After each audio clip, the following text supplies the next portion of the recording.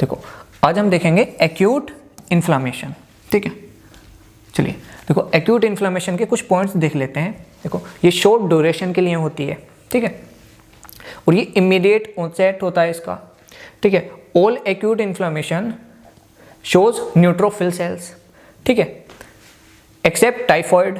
Typhoid एक acute inflammation है लेकिन फिर भी ये लिम्फोसाइट्स को शो करता है। ठीक है, तो ये सारे वो पॉइंट्स हैं जो ऑलरेडी हम पढ़ चुके हैं पिछले लेक्चर में। ठीक है, अब हम एक्यूट इन्फ्लामेशन में आगे बढ़ेंगे। चलिए देखो एक्यूट इन्फ्लामेशन में जो होते हैं ना वो दो इवेंट्स होते हैं, एक होता है वेस्कुलर इवेंट्स और एक होता है सेलुलर इवेंट्स। ठीक है, देखो मान लो कोई भी बैक्टीरिया आपकी बॉडी में आया, ठीक है, तो इन्फ्लामेशन होगी, मान लो एक्यूट इन्फ्लामेशन होगी। तो एक्यूट इन्फ्लामेशन को कराने के लिए दो इवेंट होते हैं, एक वेस्कुलर इवेंट, एक सेलुलर इवेंट। वेस्कुलर इवेंट मतलब जो आपकी ब्लड वेसल्स हैं उनमें चेंजेस आएंगे, तो उसको आप नाम दे रहे हो वेस्कुलर इवेंट। और सेलुलर इवेंट्स मतलब जो आपके सेल्स हैं, मैक्रोफेज हैं, प्लाज्मा सेल हैं, लिम्फोसाइट्स हैं, न्यूट्रोफिल्स हैं, इनमें चेंज आएंगे, तो उसको आप क्या नाम दे रहे हो, सेलुलर इवेंट। ठीक है, चलिए अब देखो जो आपके वेस्कुलर इवेंट्स हैं वो 4 होते हैं जबकि सेलुलर इवेंट्स 7 होते हैं। ठीक है, देखो वेस्कुलर इवेंट में पहला इवेंट होता है वेसोकॉन्स्ट्रिक्शन, मतलब वेसल्स का कॉन्स्ट्रिक्ट हो जाना। दूसरा इवेंट होता है वेसोडाइलेशन, मतलब वेसल्स का डायलेट हो जाना। तीसरा इवेंट होता है इंक्रीज वेस्कुलर परमिएबिलिटी। चौथा इवेंट होता है स्टेसिस। ठीक है, तो वेस्कुलर इवेंट्स 4 तरीके के होते हैं, वेसोकॉन्स्ट्रिक्शन, वेसोडाइलेशन, इंक्रीज वेस्कुलर परमिएबिलिटी और स्टेसिस। ठीक है, ध्यान रखना। एक बार एम्स में ये वाला क्वेश्चन आया था कि what is the first event of vascular events. ठीक है, तो आपको आंसर देना है वेसोकॉन्स्ट्रिक्शन, ना कि वेसोडाइलेशन, ध्यान रखना। ठीक है, चलिए अब देखो वेस्कुलर इवेंट का जो पहला इवेंट होता है वो है वेसोकॉन्स्ट्रिक्शन। इस बात को समझो। देखो मान लो अगर बैक्टीरिया आया या कोई भी सेलुलर इंजरी हुई, ठीक है, कोई भी सेलुलर इंजरी हुई, तो उस मोमेंट पर जो आपकी ब्लड वेसल्स हैं वो कॉन्स्ट्रिक्ट कर जाएंगी। जैसे ही आपकी कोई भी इंजरी हुई तो ब्लड वेसल सबसे पहले आपकी कॉन्स्ट्रिक्ट कर जाएंगी। वो कॉन्स्ट्रिक्ट इसलिए करेंगी ताकि ज़्यादा से ज़्यादा ब्लड आपका लॉस ना हो। ठीक है, तो वेसोकॉन्स्ट्रिक्शन के बारे में एक बात और ध्यान रखना कि वेसोकॉन्स्ट्रिक्शन का कुछ भी रोल इन्फ्लामेशन में नहीं होता है, बस ये इसलिए होता है ताकि ज़्यादा से ज़्यादा ब्लड को आपको बचा सके। ठीक है, कि इंजरी के दौरान आपका ज़्यादा से ज़्यादा ब्लड लॉस ना हो। ठीक है, चलिए अब दूसरा इवेंट है वेसोडाइलेशन। ठीक है, चलिए वेसोडाइलेशन को समझते हैं। तो ये चीज़ तो समझ में आ गई होगी कि वेसोकॉन्स्ट्रिक्शन क्यों हुआ। वेसोकॉन्स्ट्रिक्शन इसलिए हुआ ताकि इंजरी की वजह से आपका ज़्यादा से ज़्यादा ब्लड लॉस ना हो। ठीक है, चलिए अब देखो मान लो ये नॉर्मल कंडीशन है, तो ये न्यूट्रोफिल है, ये मैक्रोफेज है और ये ब्लड वेसल है, तो चीज़ें नॉर्मल रहेंगी एकदम, कोई भी चेंज नहीं आएगा। लेकिन अब मान लो बैक्टीरिया आ गया आपकी बॉडी में, तो इस बैक्टीरिया को आपको एलिमिनेट करना पड़ेगा। अब इस बैक्टीरिया को एलिमिनेट कौन करेगा, न्यूट्रोफिल करेगा, मैक्रोफेज करेगा। ठीक है, लेकिन न्यूट्रोफिल मैक्रोफेज तो ब्लड वेसल के अंदर है, तो हमें साइट ऑफ इंजरी पर या साइट ऑफ बैक्टीरिया पर इन न्यूट्रोफिल को, मैक्रोफेज को लाना पड़ेगा। ठीक है, तो इन्फ्लामेशन इसलिए होती है या इन्फ्लामेशन के सारे इवेंट्स इसलिए होते हैं ताकि ये मैक्रोफेज, न्यूट्रोफिल इस ब्लड वेसल से निकलकर बैक्टीरिया के पास आ सकें और बैक्टीरिया को फेगोसाइट कर सकें या बैक्टीरिया को एलिमिनेट कर सकें। ठीक है, चलिए तो एक्यूट इन्फ्लामेशन के 2 इवेंट थे, एक वेस्कुलर इवेंट, एक सेलुलर इवेंट। वेस्कुलर इवेंट में पहला क्या था, वेसोकॉन्स्ट्रिक्शन। वेसोकॉन्स्ट्रिक्शन मैं बता चुका हूं कि वेसोकॉन्स्ट्रिक्शन इसलिए होता है ताकि ज़्यादा से ज़्यादा ब्लड आपका लॉस ना हो। ठीक है, और ये 3 to 5 सेकेंड में ख़त्म हो जाता है। ठीक है, दूसरा इवेंट क्या है, वेसोडाइलेशन। अब देखो वेसोडाइलेशन क्यों होगा। ठीक है, देखो मान लो बैक्टीरिया आया, ठीक है, तो अब देखो यहाँ पर जो आपके ब्लड वेसल हैं उसमें होता है आपका ब्लड। अब ब्लड में क्या होगा, मैक्रोफेज, न्यूट्रोफिल। ठीक है, चलिए अब देखो अब क्या होता है ना, यहाँ पर जैसे ही बैक्टीरिया आता है तो यहाँ पर वेसोडाइलेशन होता है। वेसोडाइलेशन इसलिए होता है क्योंकि ब्लड का फ्लो बढ़ सके, कहाँ पर, साइट ऑफ इंजरी तक। अब देखो अगर ब्लड का फ्लो बढ़ेगा तो न्यूट्रोफिल भी यहाँ तक ज़्यादा पहुँचेंगे, मैक्रोफेज भी यहाँ तक ज़्यादा पहुँचेंगे। ठीक है, और मैक्रोफेज न्यूट्रोफिल को ही हमें यहाँ तक पहुँचाना है। ठीक है, तो वेसोडाइलेशन इसलिए होता है ताकि ब्लड का फ्लो बढ़ सके। और neutrophil macrophage site of injury पर ज़्यादा पहुँचे। ठीक है, तीसरा क्या था, इंक्रीज वेस्कुलर परमिएबिलिटी। ठीक है, चलिए देखो, अगर यहाँ पर नॉर्मल कंडीशन है, कोई भी बैक्टीरिया नहीं आया, तो देखो ये जो एंडोथेलियल सेल्स हैं, ये जो एंडोथेलियल सेल्स हैं ये नॉर्मल रहेंगी और ये अपनी परमिएबिलिटी को मेंटेन रखेंगी। ठीक है, लेकिन मान लो बैक्टीरिया आ गया तो इन न्यूट्रोफिल मैक्रोफेज को इस ब्लड वेसल से निकलकर बाहर जाना पड़ेगा। इसलिए ये जो एंडोथेलियल सेल्स होते हैं ये अपने आप को कॉन्ट्रैक्ट कर लेते हैं, मतलब ये जो गैप बना देते हैं बीच में, देखो ये जो गैप है। ठीक है, तो आप इसको नाम दे रहे हो इंक्रीज वेस्कुलर परमिएबिलिटी। इसकी वजह से क्या होगा, इसकी वजह से जो ब्लड वेसल के अंदर फ्लूइड है वो लीक आउट कर जाएगा। अब अगर फ्लूइड लीक आउट करेगा तो जाहिर सी बात है इसमें मैक्रोफाज भी लीक आउट करेंगे। ठीक है, वहीं न्यूट्रोफिल भी लीक आउट करेंगे और न्यूट्रोफिल मैक्रोफाज को ही तो हमें बैक्टीरिया तक पहुंचाना था ताकि ये फेगोसाइटोसिस कर सके। ठीक है, तो leak out of fluid from blood vessel is known as stasis. मतलब जो वेस्कुलर इवेंट का फोर्थ इवेंट था वो था स्टेसिस। वो क्या होता है कि फ्लूइड ब्लड वेसल से लीक आउट कर जाना। ठीक है, चलिए उम्मीद है समझ में आया होगा। देखो चलिए, तो वेस्कुलर इवेंट में 4 सिनेरियो होते हैं। एक वेजो कॉन्स्ट्रिक्शन, वो इसलिए होता है ताकि ज़्यादा से ज़्यादा ब्लड लॉस ना हो। दूसरा होता है वेजो डायलेशन, वो इसलिए होता है कि साइट ऑफ इंजरी पर ज़्यादा से ज़्यादा ब्लड पहुंच सके। तीसरा increase vascular permeability, vascular permeability इसलिए बढ़ती है ताकि न्यूट्रोफिल मैक्रोफेज बैक्टीरिया तक पहुंच पाए। चौथा होता है स्टेसिस, स्टेसिस कुछ नहीं, leak out of fluid from blood vessel is known as stasis. ठीक है, और ध्यान रखना most characteristic feature of acute inflammation होता है इंक्रीज वेस्कुलर परमिएबिलिटी। ठीक है, ध्यान रखना। चलिए अब देखो सेलुलर इवेंट देखते हैं। सेलुलर इवेंट कितने होते हैं, 7। पहला होता है मार्जिनेशन, दूसरा होता है रोलिंग, तीसरा होता है एडेशन, चौथा होता है ट्रांसमाइग्रेशन, पांचवा होता है कीमोटैक्सिस, छठा होता है ओप्सोनाइजेशन, सातवां होता है फेगोसाइटोसिस। अब देखो इसको आप ऐसे याद करोगे, माई रेड कोप मतलब मेरा चूहा पुलिस वाला है। ठीक है, देखो यहां पर एम से क्या हो गया, मार्जिनेशन, वाई से कुछ भी नहीं है, आर से क्या हो गया, रोलिंग। ठीक है, ए टी से क्या हो गया, देखो ए से हो गया एडेशन, टी से हो गया ट्रांसमाइग्रेशन। ठीक है, वहीं सी से क्या हो गया कीमोटैक्सिस, ओ से क्या हो गया ओप्सोनाइजेशन, पी से क्या हो गया फेगोसाइटोसिस, ई से कुछ भी नहीं है। ठीक है, चलिए अब देखो देखते हैं वेस्कुलर इवेंट्स। वैसे तो हमने सब पढ़ लिए हैं लेकिन एक बार रिवाइज कर लेते हैं। देखो वेस्कुलर इवेंट्स जो होंगे ना वो स्मॉल वेसल्स में होंगे। स्मॉल वेसल्स कौन कौन सी होती हैं, आर्टेरियोल होते हैं, कैपिलरीज होती हैं, वेन्यूल्स होते हैं। ठीक है, ये एम्स का क्वेश्चन है, ध्यान रखना कि वेस्कुलर इवेंट्स जो होते हैं वो स्मॉल वेसल्स में होते हैं। ठीक है, चलिए अब जो बड़ी बड़ी वेसल्स हैं उसमें वेस्कुलर इवेंट्स नहीं देखने को मिलते हैं। चलो वेस्कुलर इवेंट में देखो ये नॉर्मल न्यूट्रोफिल है, नॉर्मल एंडोथेलियल सेल है, मतलब यहाँ पर इन्फ्लामेशन नहीं हुई है। लेकिन अब मान लो इन्फ्लामेशन हो गई, मतलब बैक्टीरिया आ गया, तो ब्लड वेसल सबसे पहले क्या करेंगी, वेजो कॉन्स्ट्रिक्शन। वेजो कॉन्स्ट्रिक्शन इसलिए करेंगी ताकि इंजरी की वजह से ज़्यादा ब्लड लॉस ना हो, और ये बहुत ट्रांजिएंट प्रोसेस होता है, मतलब 3 to 5 सेकेंड में ख़त्म हो जाता है। ठीक है, और वेजो कॉन्स्ट्रिक्शन का कोई भी रोल नहीं होता है इन्फ्लामेशन में। ठीक है, चलिए दूसरा है वेजो डायलेशन। वेजो डायलेशन इसलिए होता है ताकि साइट ऑफ इंजरी तक ज़्यादा से ज़्यादा ब्लड पहुँचे। अगर साइट ऑफ इंजरी पर ज़्यादा से ज़्यादा ब्लड पहुँचेगा तो ज़्यादा से ज़्यादा न्यूट्रोफिल मैक्रोफेज पहुँचेंगे और ये बैक्टीरिया को एलिमिनेट कर सकेंगे। ठीक है, चलिए अब देखो तीसरा क्या है, तीसरा होगा, चलिए तीसरा होगा इंक्रीज वेस्कुलर परमिएबिलिटी। ठीक है, इंक्रीज वेस्कुलर परमिएबिलिटी मतलब ये जो एंडोथेलियल सेल हैं ये कॉन्ट्रैक्ट कर जाएंगे और ये गैप क्रिएट कर लेंगे। फिर इन गैप के through neutrophil macrophage site of injury तक पहुंच पाएगा।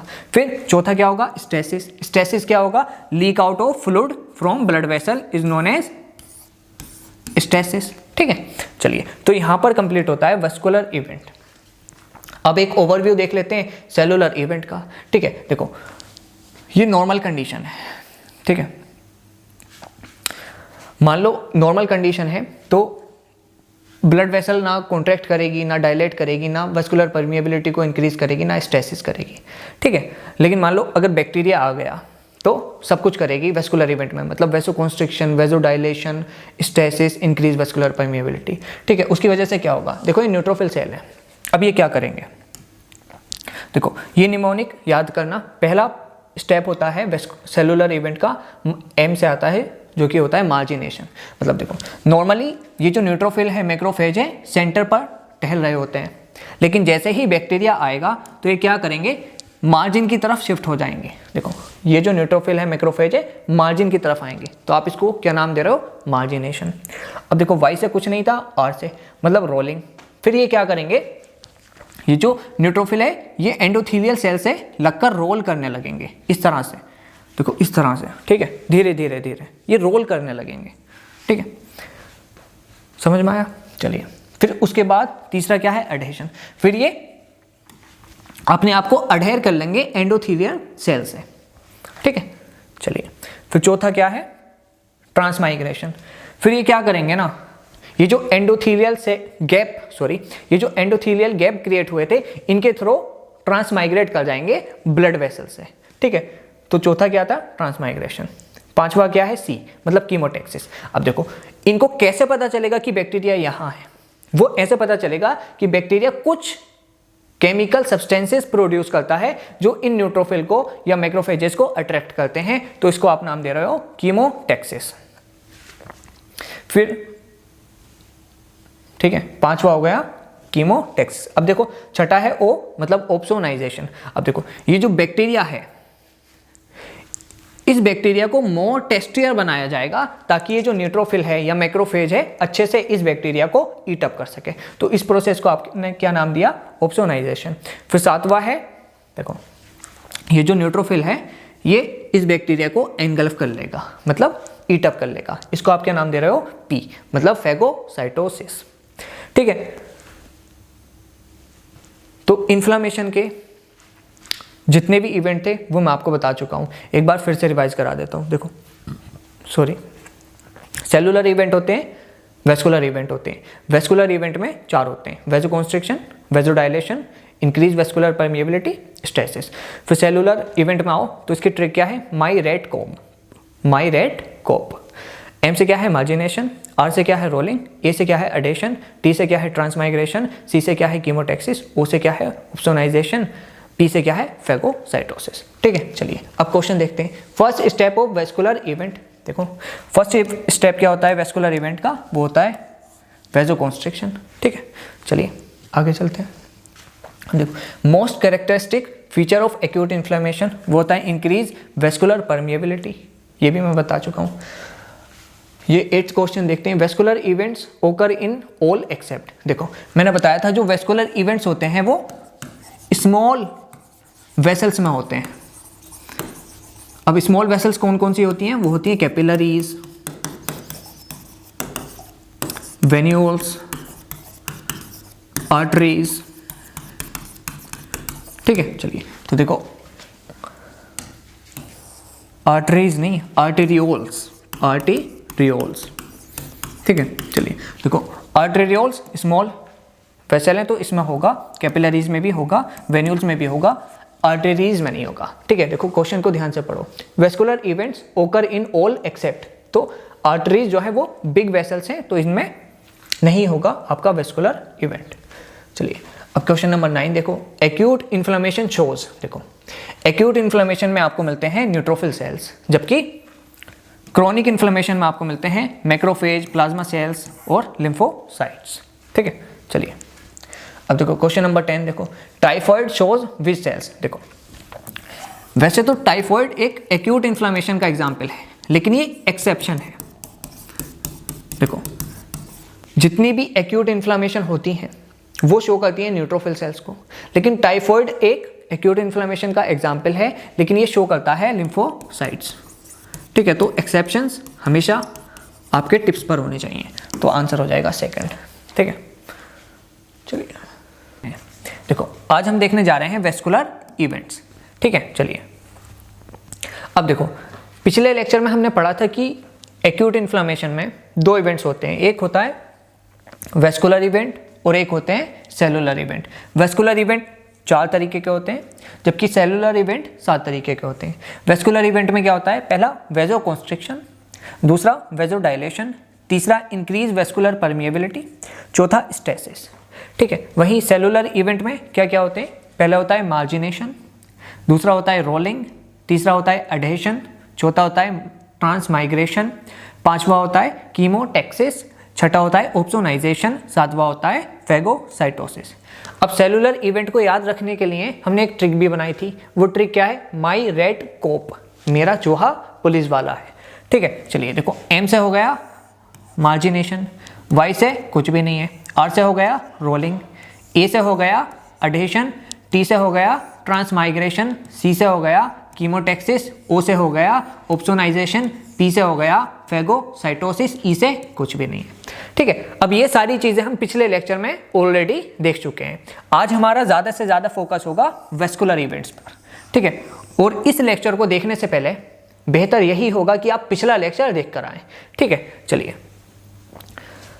अब देखो, वेस्कुलर इवेंट्स 4 होते हैं, एक होता है वेजो कॉन्स्ट्रिक्शन, फिर वेजो डायलेशन, फिर होता है इंक्रीज वेस्कुलर परमिएबिलिटी, एक होता है स्टेसिस। ठीक है, एक बार एम्स में क्वेश्चन ये पूछ लिया था कि सीक्वेंस ऑफ वेस्कुलर इवेंट्स बताओ। ठीक है, तो ध्यान रखना, पहले होता है वेजो कॉन्स्ट्रिक्शन, वेजो कॉन्स्ट्रिक्शन के बाद होता है वेजो डायलेशन, वेजो डायलेशन के बाद होती है increase vascular permeability, increase vascular permeability के बाद होता है स्टेसिस। ठीक है, तो ये सीक्वेंस है वेस्कुलर इवेंट्स का। ठीक है, ध्यान रखना।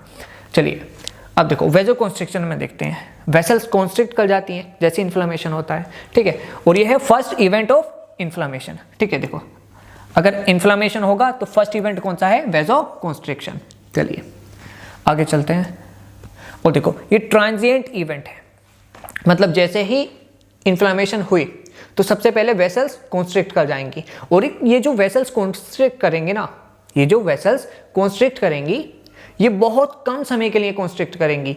मतलब कितने कम समय के लिए, 3 to 5 सेकेंड के लिए। इसलिए आप कह रहे हो कि ये ट्रांजिएंट इवेंट है।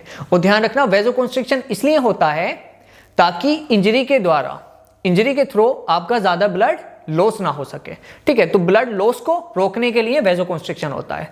ठीक है, और ध्यान रखना, वेजो कॉन्स्ट्रिक्शन का कोई भी रोल नहीं होता है इन्फ्लेमेशन में। ठीक है, अब कोई भी आपसे क्वेश्चन पूछ सकता है कि अगर वेजो कॉन्स्ट्रिक्शन का कोई भी रोल नहीं होता है इन्फ्लेमेशन में, तो आप इसको इन्फ्लेमेशन में क्यों पढ़ा रहे हो? तो उसका रीज़न ये है कि जैसे ही अगर आपकी इंजरी होगी तो इंजरी को रोकने के लिए आपका होता है वेजो कॉन्स्ट्रिक्शन। ठीक है, ध्यान रखना। चलिए आगे चलते हैं।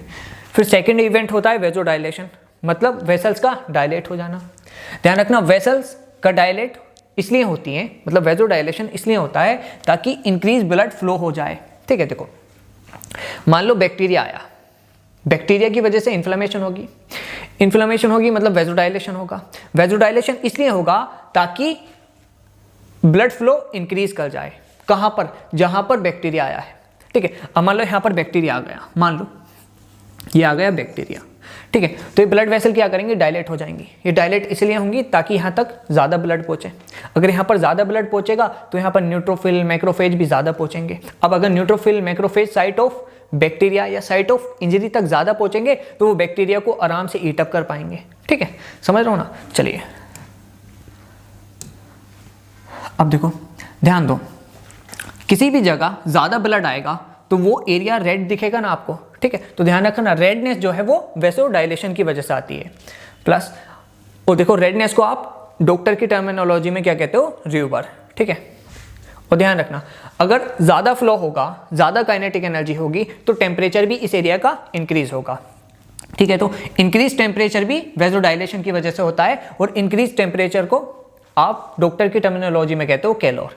ठीक है, देखो हमने 5 कार्डिनल साइन पढ़े थे इन्फ्लेमेशन में, वो कौन कौन से थे, redness, swelling, increase temperature, loss of function और एक होता पेन। ठीक है, तो समझ में आया, रेडनेस किसकी वजह से होगा, वेजोडाइलेशन की वजह से, और टेम्परेचर इंक्रीज किसकी वजह से होगा, वेजोडाइलेशन की वजह से। ठीक है, चलिए अब देखो मीडिएटर्स ऑफ वेजोडाइलेशन देख लेते हैं। तो ध्यान रखना, हिस्टामाइन और सेरोटोनिन ये 2 मीडिएटर हैं वेजोडाइलेशन के। ठीक है, मतलब जैसे ही बैक्टीरिया आएगा तो हिस्टामिन आएगा और सेरोटोनिन आएगा, ये वेसल्स को डायलेट करा देंगे। ठीक है, चलिए अब देखो थर्ड इवेंट देख लेते हैं। थर्ड इवेंट क्या है? Increase vascular permeability. ध्यान रखना हॉलमार्क है ये एक्यूट इन्फ्लामेशन का। तो increase vascular permeability is the hallmark of acute inflammation, या फिर आप इसको दूसरी तरह से इस तरह से भी कह सकते हो कि most characteristic feature of acute inflammation. ठीक है, यहां से बहुत क्वेश्चन बनता है। चलिए अब देखो इंक्रीज वेस्कुलर परमिएबिलिटी में होता क्या है? देखो एंडोथेलियल सेल्स होती हैं, एंडोथेलियल सेल्स जो हैं वो कॉन्ट्रैक्ट या रिट्रैक्ट करती हैं, मतलब सिकुड़ जाती हैं। उसकी वजह से क्या होता है ना, एंडोथेलियल गैप का फॉर्मेशन हो जाता है। अब अगर एंडोथेलियल गैप का फॉर्मेशन हो जाएगा तो जो फ्लूइड है ब्लड वेसल के अंदर वो लीक आउट कर जाएगा, मतलब इंक्रीज हो जाएगी आपकी वेस्कुलर परमिएबिलिटी। ठीक है, चलिए आगे चलते हैं। अब देखो यहां पर देखो, मान लो यहां पर कोई भी इन्फ्लामेशन नहीं हुई है, नो इन्फ्लामेशन, तो देखो एंडोथेलियल सेल्स पैक्ड रहेंगे, कोई भी गैप फॉर्मेशन नहीं होगा। अब अगर गैप फॉर्मेशन नहीं होगा, नो एंडोथेलियल गैप फॉर्मेशन, तो जो फ्लूइड है वो लीक आउट भी नहीं करेगा। ठीक है, फ्लूइड सिर्फ ब्लड वेसल में रहेगा। समझ लो ना, मतलब जो परमेबिलिटी है वेसल्स की वो इंक्रीज नहीं होगी। मतलब ये तो है आपकी नॉर्मल कंडीशन। लेकिन मान लो यहां पर इन्फ्लामेशन हो गई। अब जैसे ही इन्फ्लामेशन हो जाएगी, ठीक है, तो ये जो एंडोथेलियल सेल्स हैं ये कॉन्ट्रैक्ट कर जाएंगे। अब अगर ये कॉन्ट्रैक्ट कर जाएंगे तो देखो ये एंडोथेलियल गैप्स क्रिएट कर देंगे। देखो अब अगर एंडोथेलियल गैप्स क्रिएट हो जाएंगे तो जो ब्लड वेसल के अंदर फ्लूइड है वो लीक आउट कर जाएगा, मतलब जो परमिएबिलिटी है आपकी वो इंक्रीज हो जाएगी। ठीक है, तो समझ में आया?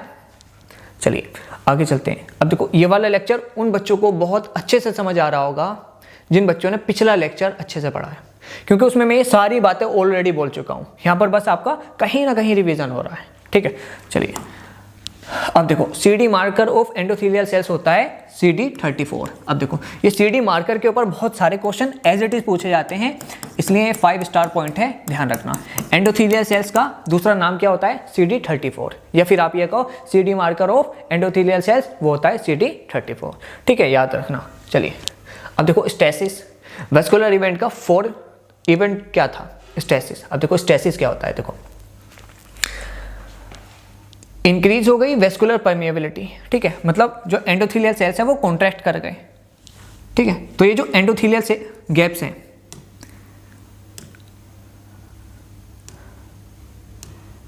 देखो ये जो एंडोथेलियल गैप्स हैं ये क्रिएट हो गए। इसकी वजह से क्या हुआ? जो फ्लूइड ब्लड वेसल के अंदर था वो लीक आउट कर गया। अब फ्लूइड जो लीक आउट किया उसमें क्या था? एक तो प्लाज्मा था और कुछ प्रोटीन्स थे और WBCs थे। ठीक है, मतलब जैसे ही आपकी वेस्कुलर परमेबिलिटी इंक्रीज हुई तो प्लाज्मा का फ्लूइड या फिर यह कहीं ब्लड वेसल्स का फ्लूइड लीक आउट कर गया। अब वो जो फ्लूइड लीक आउट किया है उसमें क्या क्या था? प्लाज्मा था, प्लाज्मा प्रोटीन्स थे, WBCs थे। इस फ्लूइड को आप नाम दे रहे हो एक्सुडेट। ठीक है, ध्यान रखना। तो एक्सुडेट में क्या क्या होता है? प्लाज्मा होता है, प्रोटीन्स होते हैं, WBCs होते हैं। ठीक है, और ध्यान रखना एक्सुडेट की जो स्पेसिफिक ग्रेविटी होती है वो 1.020 से ज़्यादा होती है। ठीक है, चलिए अब देखो समझो इस बात को। देखो यहाँ पर एंडोथेलियल गैप क्रिएट हो गए तो फ्लूइड लीक कर गया। अगर देखो फ्लूइड लीक कर गया तो जो ब्लड फ्लो है वो डिक्रीज कर जाएगा। ब्लड फ्लो इसलिए डिक्रीज कर जाएगा क्योंकि देखो ये फ्लूइड लीक कर जाएगा तो यहाँ पर विस्कोसिटी इंक्रीज कर जाएगी। अब अगर विस्कोसिटी ज़्यादा होती है तो फ्लो ऑफ वाटर या फ्लो ऑफ फ्लूइड डिक्रीज कर जाता है। ठीक है, तो इसलिए ब्लड फ्लो डिक्रीज कर जाएगा। समझ में आया? चलिए और ध्यान रखो RBCs कंसंट्रेशन बढ़ जाएगी। देखो RBCs की कंसंट्रेशन इंक्रीज कर जाएगी। वो इंक्रीज इसलिए कर जाएगी क्योंकि देखो यहाँ पर फ्लूइड आपका लीक कर रहा है ना। अब देखो यहाँ पर फ्लूइड अगर लीक करेगा तो यहाँ पर फ्लूइड बहुत कम बचेगा, मतलब यहाँ पर सिर्फ और सिर्फ ज़्यादा से ज़्यादा RBCs बचेंगी। मतलब जो RBCs की कंसंट्रेशन है वो कहीं ना कहीं इंक्रीज हो जाएगी। ठीक है, चलिए जिसकी वजह से विस्कोसिटी भी इंक्रीज हो जाएगी। समझ में आया? स्टेसिस को मैं एक बार फिर से दोहरा देता हूँ। देखो वेस्कुलर परमेबिलिटी इंक्रीज होती है जिसकी वजह से फ्लूइड लीक कर जाता है। अब देखो अगर फ्लूइड लीक करेगा तो जो आरबीसीज हैं वो कंसंट्रेट हो जाएंगी। अब अगर आरबीसीज कंसंट्रेट हो जाएंगी तो जो विस्कोसिटी है ब्लड वेसल के अंदर वो इंक्रीज हो जाएगी। अब अगर विस्कोसिटी इंक्रीज हो जाएगी तो ब्लड का जो फ्लो है वो भी डिक्रीज हो जाएगा। ब्लड का फ्लो डिक्रीज होने को आप ये भी कह सकते हो स्लगिश ब्लड फ्लो। ठीक है, तो ये पूरी कहानी थी स्टेसिस की। चलिए अब देखो, देखते हैं एक्सुडेट में और ट्रांसुडेट में फ़र्क। देखो, एक्सुडेट की स्पेसिफिक ग्रेविटी होती है 1.020 से ज़्यादा, ट्रांसुडेट की स्पेसिफिक ग्रेविटी होती है 1.020 से कम। ठीक है, चलिए, और ध्यान रखना एक्सुडेट इन्फ्लामेशन एडेमा में रिलीज होता है, जबकि ट्रांसुडेट नॉन इन्फ्लामेशन एडेमा में रिलीज होता है। और ध्यान रखना एक्सुडेट रिच होता है प्रोटीन्स में और सेल्स में, जबकि ट्रांसुडेट पुअर होता है प्रोटीन्स में और सेल्स में। ठीक है, मतलब देखो, अगर कहीं भी इन्फ्लामेशन होगी और इन्फ्लामेशन की वजह से जो फ्लूइड रिलीज होगा उसको आप कह रहे हो एक्सुडेट। ठीक है, वहीं अगर कहीं भी इन्फ्लामेशन नहीं हुई और इन्फ्लामेशन के बिना जो फ्लूइड रिलीज होगा उसको आप कह रहे हो ट्रांसुडेट। ठीक है, वहीं एक्सुडेट की स्पेसिफिक ग्रेविटी 1.020 से ज़्यादा है, जबकि ट्रांसुडेट की स्पेसिफिक ग्रेविटी 1.020 से कम है। ऐसा इसलिए क्योंकि एक्सुडेट में प्रोटीन्स और सेल्स की कंसंट्रेशन ज़्यादा होती है, जबकि ट्रांसुडेट में प्रोटीन्स और सेल्स की कंसंट्रेशन कम होती है। ठीक है, चलिए अब एक बात समझो, अगर पैंक्रियाटाइटिस हो जाए तो उसमें जो फ्लूइड रिलीज होगा वो कौन सा होगा? वो ध्यान रखना, वो होगा एक्सुडेट। वो इसलिए होगा क्योंकि पैंक्रियाटाइटिस ये एक इन्फ्लामेशन है, तो इन्फ्लामेशन में हमेशा एक्सुडेट रिलीज होता है। अगर वेस्कुलाइटिस हो जाए, मतलब इन्फ्लामेशन ऑफ ब्लड वेसल हो जाए, तो भी कौन सा फ्लूइड रिलीज होगा? तो भी एक्सुडेट रिलीज होगा। ठीक है, मतलब कोई भी इन्फ्लामेशन होगी तो उस इन्फ्लामेशन में जो फ्लूइड रिलीज होगा वो फ्लूइड, ध्यान रखना, रिच होगा प्रोटीन्स में और सेल्स में, और ऐसे फ्लूइड को आप नाम देते हो एक्सुडेट। ठीक है, तो यहीं तक कॉन्सेप्ट था, यहीं तक समझाना था। अब चलिए क्वेश्चन करते हैं। चलिए देखो, मीडिएटर ऑफ वेजोडाइलेशन, वेजोडाइलेशन का मीडिएटर्स देखते हैं। एक मिनट रुकिए।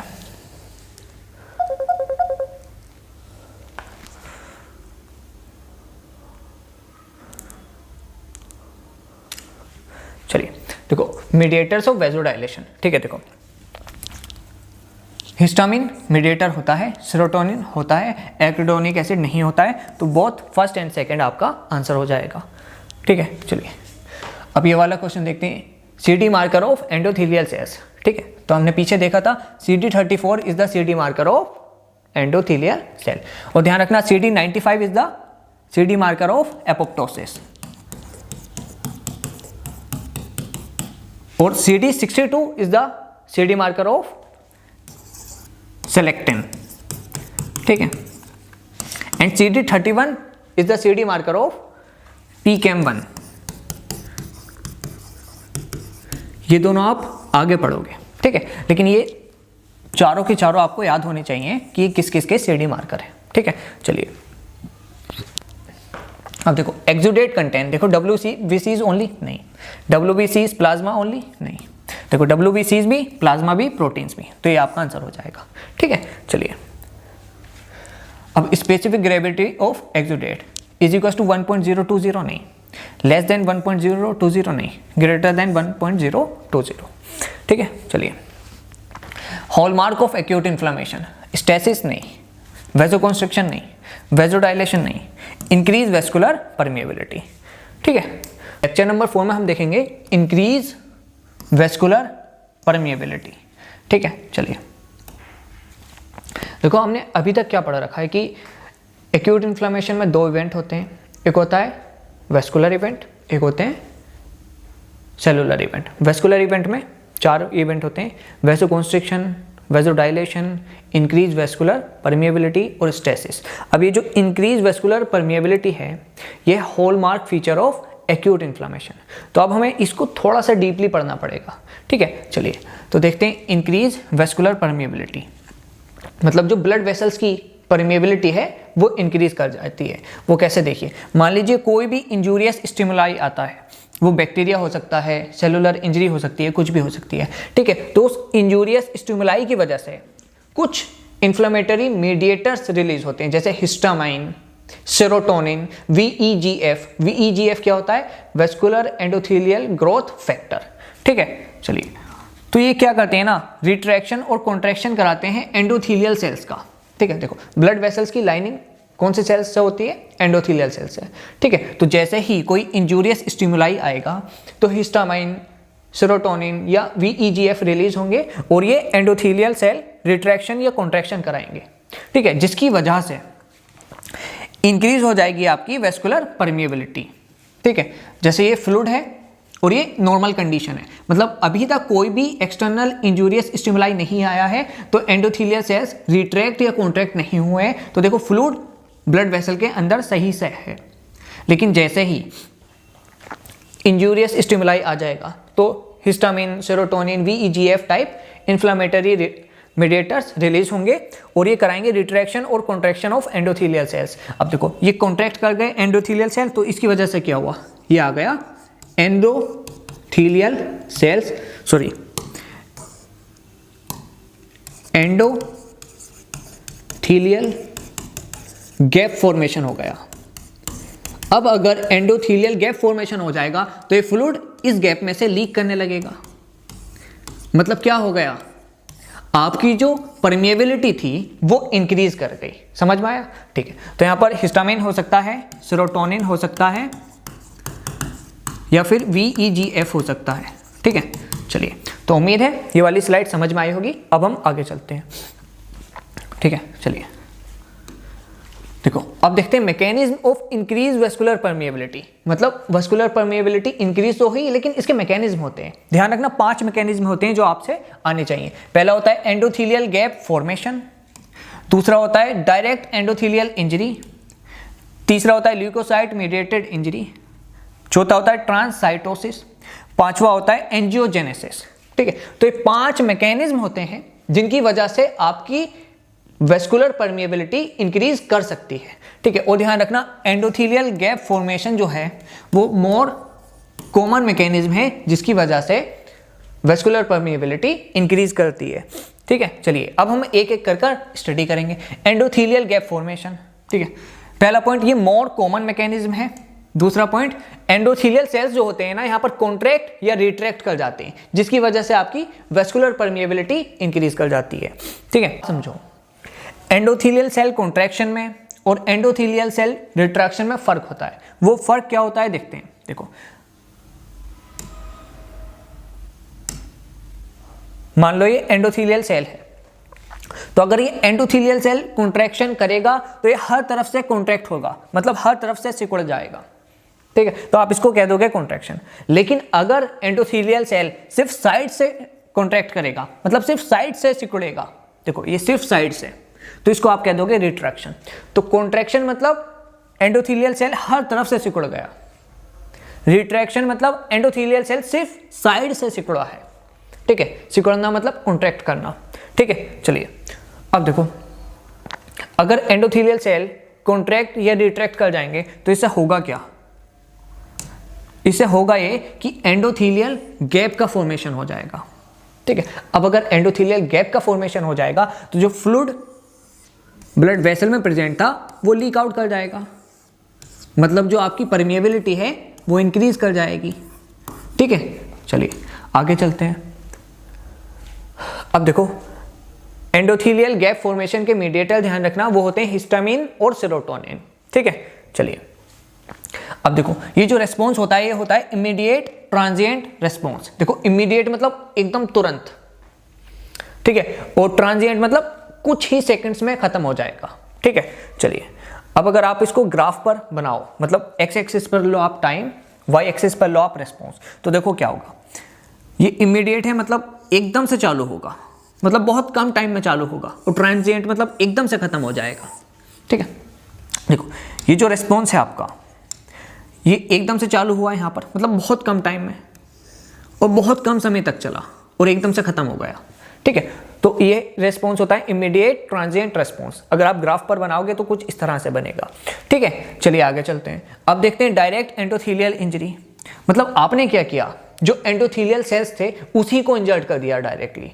अब एक बात समझो, अगर आपकी एक पानी की टंकी है तो वो पूरी तरह से सही है तो पानी उसके अंदर तक रहेगा। लेकिन मान लो अगर पानी की टंकी आपकी डैमेज हो गई तो क्या होगा, जो पानी है उसके अंदर वो लीक आउट कर जाएगा, मतलब जो परमिएबिलिटी है टंकी की वो बढ़ जाएगी। उसी तरह से अगर एक ब्लड वेसल है, उसके एंडोथेलियल सेल्स पूरी तरह से सही हैं, तो उसकी परमिएबिलिटी इंक्रीज नहीं करेगी, मतलब जो फ्लूइड है ब्लड वेसल के अंदर वो उसी के अंदर रहेगा। लेकिन मान लो किसी भी वजह से एंडोथेलियल सेल्स इंजर्ड हो जाएंगे तो जो फ्लूइड है वो लीक आउट कर जाएगा, मतलब कहीं ना कहीं आपकी जो वेस्कुलर परमिएबिलिटी है वो इंक्रीज कर रही है इस मैकेनिज्म से भी। ठीक है, चलिए अब देखो, जो एंडोथेलियल इंजरी है वो माइल्ड हो सकती है, मतलब थोड़ी हो सकती है, या सीवियर हो सकती है। माइल्ड का एग्जांपल क्या है, सनबर्न। मान लो अगर आप धूप में रहे 1-2 घंटा तो उसकी वजह से आपकी जो एंडोथेलियल सेल्स हैं वो इंजर्ड हो सकती हैं, उसकी वजह से आपकी वेस्कुलर परमिएबिलिटी इंक्रीज हो सकती है। ठीक है, और ध्यान रखना माइल्ड के केस में रिस्पॉन्स होता है डिलेड एंड प्रोलॉन्ग। वहीं सेवियर का क्या एग्जांपल हो सकता है, मान लो सेप्सिस हो गया, मतलब बहुत सारे बैक्टीरियाज वायरसेस आ गए तो वो आपके एंडोथेलियल सेल्स को बहुत ज़्यादा इंजर्ट कर देंगे। ठीक है, वहीं थोन प्रिक हो गया, मतलब थोन प्रिक, कांटा का चुभना, ठीक है, तो उससे भी आपकी सीवियर एंडोथेलियल इंजरी हो सकती है।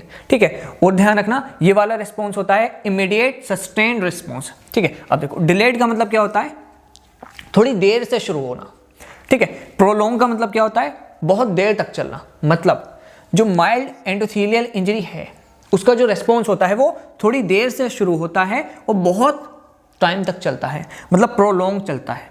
जबकि सीवियर एंडोथेलियल इंजरी का जो रेस्पॉन्स रहता है वो इमीडिएट होता है। इमीडिएट मतलब तुरंत, सस्टेन्ड मतलब बहुत समय तक रुकता है, मतलब डेज टू मंथ तक रुकता है। ठीक है, चलिए समझ में आया।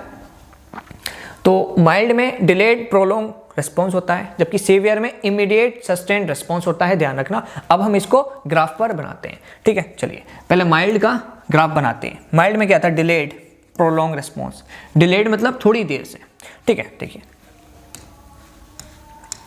वाई एक्सिस, एक्स एक्सिस पर लिया हमने टाइम, वाई एक्सिस पर लिया हमने रिस्पॉन्स। तो देखो ये डिलेड रिस्पॉन्स होगा, मतलब बहुत ज़्यादा टाइम बाद ये रिस्पॉन्स शो करेगा। ठीक है, देखो कितना लंबा टाइम लिया ना इसने, काफ़ी लंबे टाइम बाद इसने रिस्पॉन्स शो किया।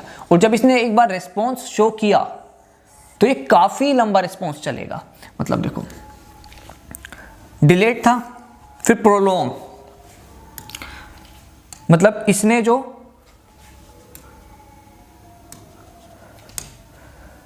अपना रिस्पॉन्स शो किया वो काफ़ी डिलेड किया, मतलब काफ़ी टाइम के बाद किया।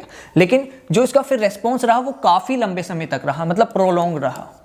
ठीक है, समझ में आया। चलिए अब देख लेते हैं सीवियर एंडोथेलियल इंजरी का एग्जांपल। तो ये होता है immediate sustained response.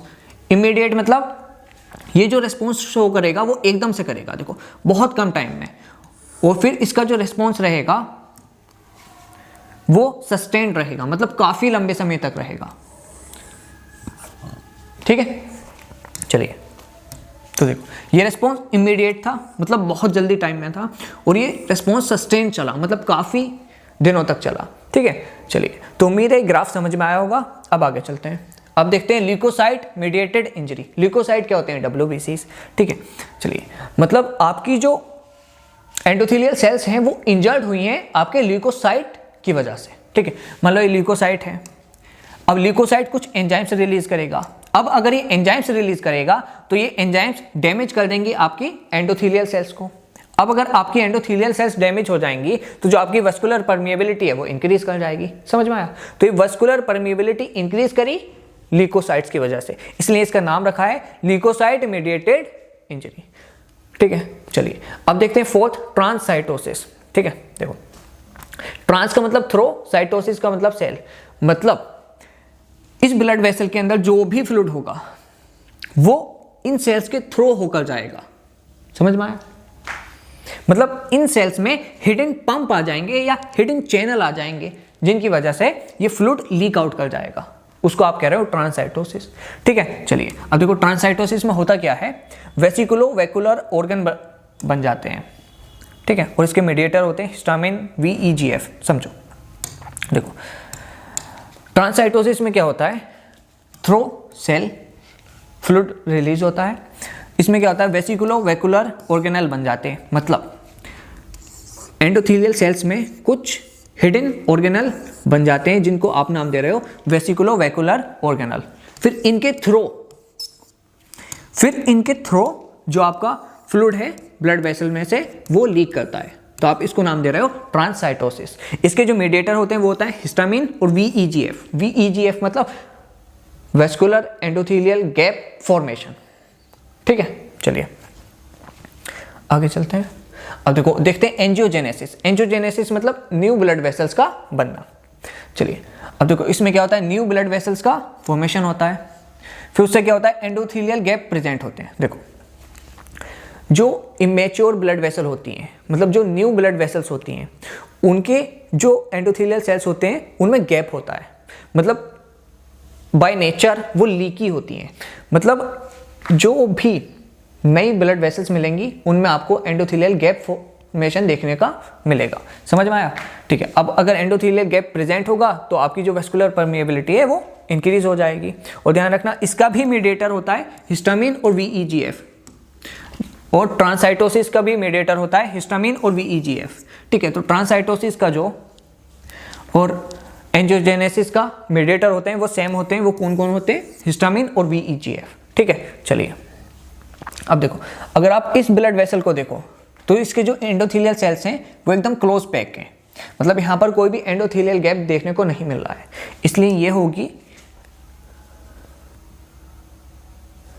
Mature blood vessel. जबकि आप यहाँ पर आइए, यहाँ पर देखो एंडोथेलियल गैप फॉर्मेशन देखने को मिल रहा है। क्यों? क्योंकि ये इमेच्योर ब्लड वेसल है, और इमेच्योर ब्लड वेसल में एंडोथेलियल गैप प्रेजेंट होता है, जिसकी वजह से आपका फ्लूइड यहाँ से लीक कर सकता है। ठीक है, चलिए अब क्वेश्चन देखते हैं। Mediator of endothelial gap formation आपने पीछे पढ़ा है, एक होता है सेरोटोनिन, एक होता है हिस्टामिन, VEGF नहीं होता है, तो आंसर हो जाएगा बोथ फर्स्ट एंड सेकंड। अब देखो मीडिएटर ऑफ एंजियोजेनेसिस, आप पीछे देखिए,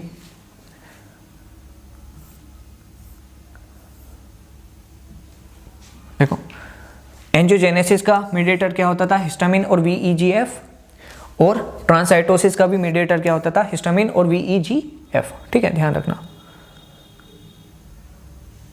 चलिए तो मीडिएटर ऑफ एंजियोजेनेसिस ये हो जाएगा VEGF एंड हिस्टामिन। ठीक है, तो आपको ऑप्शन सही करना पड़ेगा, ये होना चाहिए बोथ सेकंड एंड थर्ड। ठीक है, एक बार फिर से क्वेश्चन पढ़िए। मीडिएटर ऑफ एंजियोजेनेसिस क्या होगा, हिस्टामिन और VEGF, तो आपका ऑप्शन होगा both second and third, serotonin नहीं होता है। ठीक है, अब ये वाला क्वेश्चन देखिए, mediator of endothelial gap formation, ये तो हम ऑलरेडी कर चुके हैं। ठीक है, चलिए अब देखते हैं क्वेश्चन नंबर 18, मीडिएटर ऑफ ट्रांससाइटोसिस। तो मैं बता चुका हूँ जो एंजियोजेनेसिस का मीडिएटर होगा वही ट्रांससाइटोसिस का मीडिएटर होगा, तो सेरोटोनिन नहीं, हिस्टामिन बिल्कुल, VEGF बिल्कुल, तो ये हो जाएगा answer both second and third. VEGF की फुल फॉर्म क्या होती है, vascular endothelial gap formation, sorry vascular endothelial growth factor. ठीक है, चलिए अब देखो इमीडिएट ट्रांजिएंट रेस्पॉन्स कहाँ शो होता है वो देखना है, ट्रांससाइटोसिस में नहीं, एंजियोजेनेसिस में नहीं, डायरेक्ट एंडोथेलियल इंजरी में नहीं, एंडोथेलियल गैप फॉर्मेशन में। ठीक है, चलिए आगे चलते हैं। अब देखो वेसिकुलो वैकुलर ऑर्गेनल फाउंड इन, देखो एंजियोजेनेसिस में नहीं, ट्रांससाइटोसिस में बिल्कुल। ठीक है, तो ये कुछ क्वेश्चंस थे जो उम्मीद है आपसे हो गए होंगे। देखो आज हम देखने जा रहे हैं सेलुलर इवेंट्स। चलिए देखो अभी तक के लेक्चर्स में हम ये पढ़ चुके हैं कि एक्यूट इन्फ्लेमेशन में दो इवेंट होते हैं, vascular event, cellular event. Vascular event में चार चीज़ें होती हैं, क्या, vasoconstriction, vasodilation, increase vascular permeability, stasis. ठीक है, पिछले लेक्चर में वेस्कुलर इवेंट्स को हम बहुत अच्छे से एक्सप्लेन कर चुके हैं। आज हम देखेंगे सेलुलर इवेंट। सेलुलर इवेंट में 7 चीज़ें होती हैं, एक होता है मार्जिनेशन, फिर रोलिंग, उसके बाद होता है एडेशन, फिर होता है ट्रांसमाइग्रेशन, फिर होता है कीमोटेक्सिस, फिर होता है ओप्सोनाइजेशन, फिर होता है फेगोसाइटोसिस। ठीक है, इसको याद रखने की एक ट्रिक है, वो ट्रिक क्या है, माई रेट कोप, मेरा चूहा पुलिस वाला है। ठीक है, चलिए देखो M से क्या हो जाएगा मार्जिनेशन, Y से कुछ नहीं होगा, R से क्या हो जाएगा रोलिंग, A से क्या हो जाएगा एडेशन, T से क्या हो जाएगा ट्रांसमाइग्रेशन, C से क्या हो जाएगा कीमोटैक्सिस, O से क्या हो जाएगा ओप्सोनाइजेशन, P से क्या हो जाएगा फैगोसाइटोसिस, E से कुछ भी नहीं होगा। ठीक है, चलिए तो वही बात है, सेलुलर इवेंट 7 तरीके के होते हैं, margination, rolling, adhesion, transmigration, chemotaxis, opsonization, phagocytosis. ठीक है, अब हम एक एक कर पढ़ेंगे। चलिए सबसे पहले क्या होता है मार्जिनेशन। चलिए देखो, इसको पेवमेंटिंग भी कहते हैं। ठीक है, तो ऑल्सो नोन एज पेवमेंटिंग। ठीक है, WBCs goes to margin, WBCs margin की तरफ बढ़ती हैं। ठीक है, देखो ये ब्लड वेसल है और ये WBCs है आपकी। ठीक है, अब मान लो अगर बैक्टीरिया आ गया, देखो अगर बैक्टीरिया नहीं है तो WBCs सेंटर तक फ्लो करती रहेंगी सेंटर में। ठीक है, और आराम से चलती रहेंगी। लेकिन मान लो बैक्टीरिया आ जाएगा, जैसे ही बैक्टीरिया आ जाएगा तो इन्फ्लेमेशन स्टार्ट हो जाएगी। जैसे ही इन्फ्लेमेशन स्टार्ट होगी तो ये जो WBC है ये मार्जिन की तरफ बढ़ेगा और ये WBC कहीं ना कहीं मार्जिन की तरफ आ जाएगा। ठीक है, आप इस प्रोसेस को ही कह रहे हो मार्जिनेशन। ठीक है, चलिए अब सवाल आता है कि ये WBCs मार्जिन की तरफ क्यों आया। तो ध्यान रखना, बैक्टीरिया एक फॉरेन पार्टिकल है हमारी बॉडी के लिए, तो हमारी बॉडी चाहेगी इस बैक्टीरिया को हम एलिमिनेट कर दें। अब इस बैक्टीरिया को एलिमिनेट कौन करेगा, WBCs। तो WBCs को इस बैक्टीरिया तक पहुंचाने के लिए इन्फ्लामेशन होगी, और इन्फ्लामेशन का पहला पॉइंट क्या है मार्जिनेशन, मतलब WBCs को मार्जिन की तरफ लेकर आओ। ठीक है, चलिए तो पहला पॉइंट हो गया कंप्लीट। दूसरा पॉइंट क्या है रोलिंग। देखो इसमें क्या होता है WBCs roll on endothelial cells. WBC जो है आपकी वो रोल करती हैं एंडोथेलियल सेल्स पर। चलिए वीक एडेशन भी प्रेजेंट होता है, मतलब WBCs में और एंडोथेलियल सेल्स में थोड़ा सा एडेशन भी प्रेजेंट होगा, मतलब ये कॉन्टेक्ट में भी रहती हैं लेकिन वो वीक होता है, ध्यान रखना। ठीक है, चलिए अब देखो वही बात है, अगर बैक्टीरिया आएगा तो पहला इवेंट क्या होगा मार्जिनेशन। मार्जिनेशन में क्या होगा, ये जो WBC है आपका मार्जिन की तरफ आएगा। ठीक है, अब इसके बाद मार्जिनेशन के बाद दूसरा कौन सा इवेंट है रोलिंग। अब रोलिंग में क्या होगा ना, ये WBC रोल करेगा एंडोथेलियल सेल्स पर। ठीक है, इस तरह से रोल करता हुआ जाएगा। रोलिंग के साथ साथ WBCs में और एंडोथेलियल सेल में वीक एडेशन भी होगा। ठीक है, चलिए अब क्वेश्चन ये आता है कि रोलिंग क्यों हुआ। देखो मार्जिनेशन का तो समझ में आता है कि बैक्टीरिया को मार्जिन की तरफ लाया जा रहा है ताकि WBCs को मार्जिन की तरफ लाया जा रहा है ताकि बैक्टीरिया तक पहुंचा सके। अब देखो रोलिंग इसलिए हुआ ताकि WBCs के मूवमेंट को हम हल्का कर सकें। ठीक है, अगर देखो WBCs के मूवमेंट को हम हल्का करेंगे तो WBCs बैक्टीरिया तक आसानी से पहुंच सकता है। ठीक है, चलिए तो ये रोलिंग हो गया। आगे देखते हैं रोलिंग के बारे में। देखो ध्यान रखना, रोलिंग में जो मॉलिक्यूल हेल्प करते हैं वो होते हैं सेलेक्टिन, और सेलेक्टिन 3 तरीके के होते हैं, E selectin, P selectin, L selectin. ठीक है, चलिए देखो ई सेलेक्टिन प्रेजेंट होते हैं एंडोथेलियम पर, पी सेलेक्टिन प्रेजेंट होते हैं प्लेटिलेट पर और एंडोथेलियम पर। ठीक है, देखो इसको कैसे याद करोगे, पी को अगर आप सही से लिखोगे तो क्या लिख सकते हो PEE, मतलब पी। ठीक है, अब यहाँ से एक पी से क्या हो गया प्लेटिलेट, एक ई से क्या हो गया एंडोथेलियम। ठीक है, अब देखो एल सेलेक्टिन प्रेजेंट होते हैं ल्यूकोसाइट्स पर, ल्यूकोसाइट्स मतलब WBCs पर, ध्यान रखना इस चीज़ को। ठीक है, अब देखो रोलिंग में क्या होता है interaction between WBCs and endothelial cells, मैं पीछे बता चुका हूँ। रोलिंग में एंडोथेलियल सेल्स में और WBCs में वीक इंटरेक्शन होता है। ठीक है, चलिए अब देखो ये जो वीक इंटरेक्शन होता है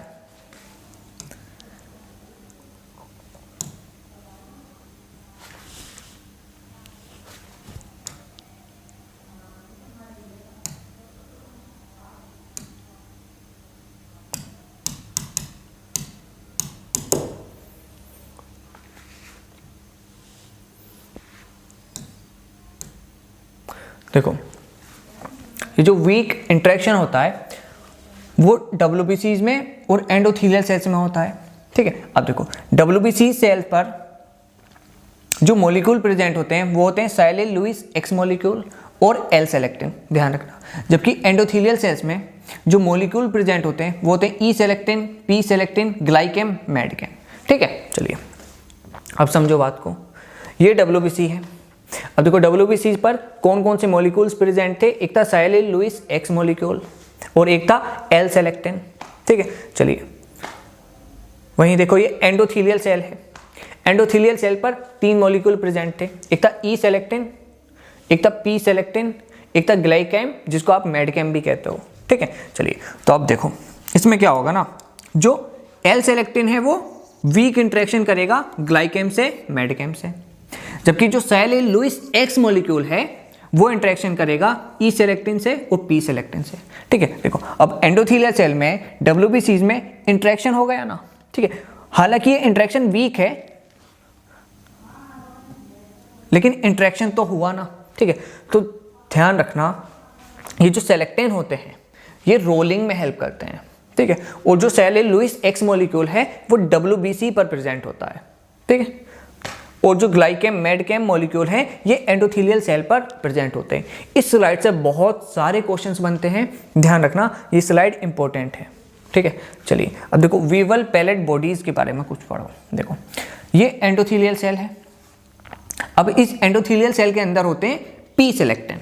ठीक है, और देखो अगर बैक्टीरिया आपकी बॉडी में नहीं आएगा तो इन्फ्लामेशन नहीं होगी। अगर इन्फ्लामेशन नहीं होगी तो ये जो पी सेलेक्टिन है एंडोथेलियल सेल के अंदर ही रहेंगे। ठीक है, लेकिन मान लो अगर बैक्टीरिया आपकी बॉडी में आ जाएगा, जैसे ही बैक्टीरिया आ जाएगा तो पी सेलेक्टिन एंडोथेलियल सेल के सरफेस पर, एंडोथेलियल सेल के सरफेस पर एक्सप्रेस करने लगेंगे। ठीक है, चलिए और ध्यान रखना ये जो पी सेलेक्टिन है ये एंडोथेलियल सेल के अंदर एक बॉडी में प्रेजेंट होते हैं जिस बॉडी को आप कहते हो वीवल पैलेट बॉडीज। ठीक है, वीवल पैलेट बॉडीज। ठीक है, अब देखो रीडिस्ट्रीब्यूशन ऑफ पी सेलेक्टिन होता है कैसे, ड्यू टू हिस्टामिन। मैंने बताया जैसे ही इन्फ्लेमेटरी रिएक्शन हो जाएगी तो ये P selectin Weibel Palade body से निकलकर आपके सरफेस पर एक्सप्रेस करने लगेगा कुछ इस तरह से।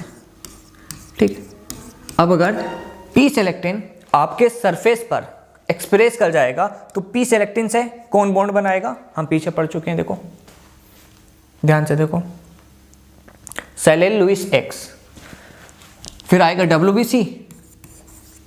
WBC के पास कौन सा मॉलिक्यूल होगा, साइलिन लुईस एक्स मॉलिक्यूल, ये बॉन्ड बनाएगा इन पी सेलेक्टिन से। ठीक है, चलिए देखो अगर इन्फ्लामेशन नहीं होगी, मतलब बैक्टीरिया आपकी बॉडी में नहीं आएगा, मतलब हिस्टामिन रिलीज नहीं होगा, तो ये पी सेलेक्टिन सरफेस पर एक्सप्रेस नहीं करेंगे। अगर ये पी सेलेक्टिन सरफेस पर एक्सप्रेस नहीं करेंगे तो ये जो साइलिन लुईस एक्स मॉलिक्यूल है WBCs पर ये इससे एडहेशन नहीं कर पाएगा। ठीक है, मतलब रोलिंग नहीं हो पाएगी। समझ में आया, रोलिंग तभी होगी जब आपकी बॉडी में कोई भी बैक्टीरिया प्रेजेंट होगा या इन्फ्लेमेटरी रिएक्शन होगी। ठीक है, चलिए अब देखो एडहेशन देख लेते हैं थर्ड। चलिए देखो एडहेशन में क्या होता है ना, स्ट्रॉन्ग अटैचमेंट होता है WBCs का और एंडोथेलियल सेल का। देखो रोलिंग में क्या हो रहा था, वीक अटैचमेंट था, लेकिन एडहेशन में क्या है, स्ट्रॉन्ग अटैचमेंट है।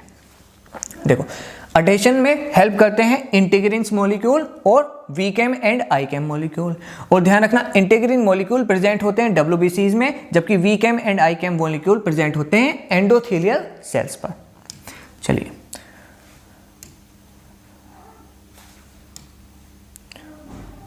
अब देखो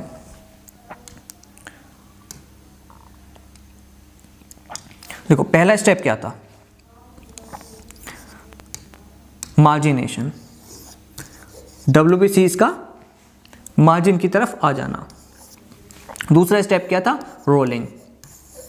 ठीक है, मतलब WBCs का एंडोथेलियल सेल्स में रोल करना।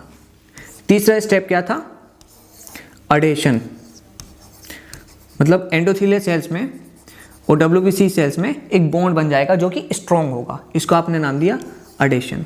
अब चौथा क्या है वो हम आगे पढ़ेंगे, अभी तक हमें एडहेशन तक देखना था। ठीक है, चलिए अब देखो ये जो इंटीग्रिन है, जो कि WBCs पर प्रेजेंट होते हैं, ये दो तरीके के होते हैं। एक होता है बीटा 1 इंटीग्रिन, एक होता है बीटा 2 इंटीग्रिन, ठीक है। और ध्यान रखना बीटा 1 इंटीग्रिन जो कि WBC पर प्रेजेंट होते हैं, ये बॉन्ड बनाते हैं वीकेम मॉलिक्यूल से, और वीकेम मॉलिक्यूल एंडोथीलियल पर प्रेजेंट होते हैं, जबकि बीटा 2 इंटीग्रिन ये बॉन्ड बनाते हैं आईकेम मॉलिक्यूल से, और आईकेम मॉलिक्यूल एंडोथीलियल सेल्स पर प्रेजेंट होते हैं, ठीक है। तो ध्यान रखना इंटीग्रिन दो तरीके के होते हैं, बीटा 1 बीटा 2। बीटा 1 बॉन्ड बनाएगा वी केम से, बीटा 2 बॉन्ड बनाएगा आई केम से, ठीक है। चलिए देखो ये एक WBC है, अब WBC पर बीटा 1 इंटीग्रिन होगा और बीटा 2 इंटीग्रिन होगा, ठीक है। और ध्यान रखना बीटा 1 इंटीग्रिन को आप VLA भी कह सकते हो, ठीक है। वहीं बीटा 2 इंटीग्रिन को आप मैक भी कह सकते हो, LFA भी कह सकते हो, CD11 भी कह सकते हो, CD18 भी कह सकते हो, ठीक है। देखो एग्जामिनर बीटा 1 ना देकर VLA दे सकता है आपको, वहीं बीटा 2 नाम ना देकर इन सब में से कोई सा भी नाम दे सकता है, यहाँ आपको एग्जामिनर घुमा सकता है, इसलिए सारे नाम आपके रटे होने चाहिए। चलिए अब देखो यह है एंडोथीलियल सेल। अब एंडोथीलियल सेल पर एक तो मॉलिक्यूल है वी केम, एक मॉलिक्यूल है आई केम। अब देखो ये बीटा 1 वी केम से स्ट्रॉन्ग बॉन्ड बनाएगा और बीटा 2 आई केम से स्ट्रॉन्ग बॉन्ड बनाएगा और कर लेंगे एडहेशन, ठीक है। चलिए और ध्यान रखना वी केम की फुल फॉर्म होती है वेस्कुलर सेल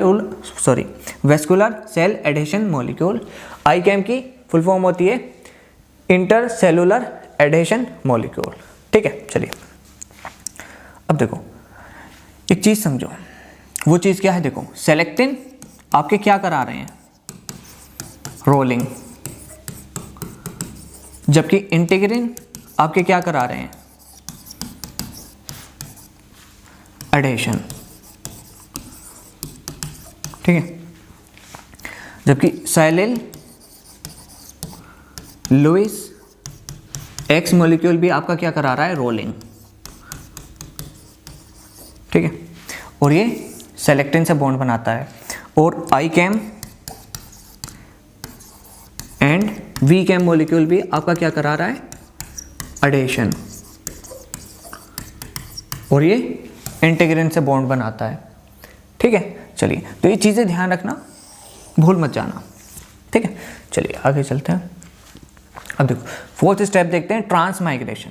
देखो ट्रांसमाइग्रेशन को आप डायपेडेसिस भी कहते हो, और ध्यान रखना इसकी डेफिनेशन होती है movement of leukocytes across the endothelium और बेसमेंट मेम्ब्रेन, ठीक है। चलिए देखो most commonly seen in post capillary venules, ठीक है, एक्सेप्ट लंग्स। लंग्स में कहाँ पर होती है, कैपिलरीज में, ठीक है। चलिए तो देखो इसको डायपेडेसिस भी कहते हैं, ये आपको पता चल गया। उसकी डेफिनेशन वही है movement of leukocytes across the endothelial और बेसमेंट मेम्ब्रेन। वहीं ये मोस्ट कॉमनली सीन होता है पोस्ट कैपिलरी वेन्यूल्स में, लेकिन इसका एक एक्सेप्शन है लंग्स। लंग्स में कहाँ पर मिलता है, कैपिलरीज, ठीक है। चलिए अब देखो ट्रांसमाइग्रेशन का जो मीडिएटर होता है वो होता है PCAM1, और PCAM1 का जो CD मार्कर होता है वो होता है CD31, ठीक है। ध्यान रखना बहुत इंपॉर्टेंट पॉइंट है।